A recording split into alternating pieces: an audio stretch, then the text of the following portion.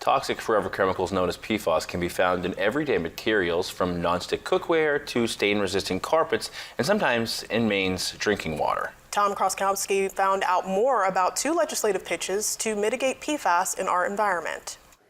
As prevalent as PFAS can be, the inadvertent effects and potential solutions are perhaps just as wide-ranging.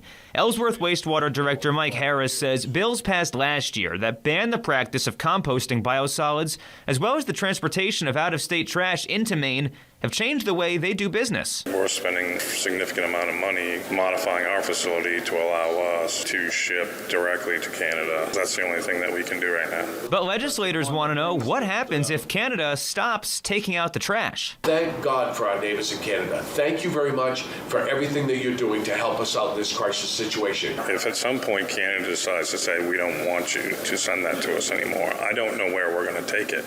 And it's not going to stop coming. That's why State Representative Mike Sobolewski wants to pause the out-of-state waste ban. He says oversized bulky waste is necessary to bind with the biosolids to prevent landfill leaching. It's so wet when they dump it in the landfill. It has to have something to bulk with it to absorb it. We're using it as a business product, not as waste from another state, a business product to bulk in our landfill.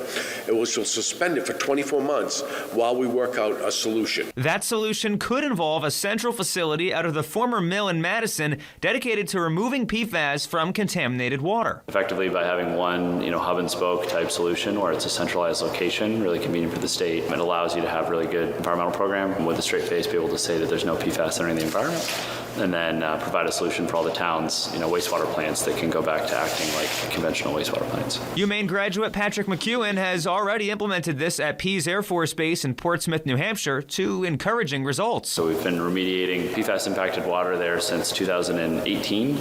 We've treated around 100 million gallons, and we've yet to generate a single drum of waste. And that's at PFAS levels that are way higher than what we see at the wastewater in Madison's. The pitch for funding will go before the legislature Wednesday morning as part of 5 public hearings on PFAS-related bills. Reporting from Bangor, Tom Kroskowski, WABI TV5 News.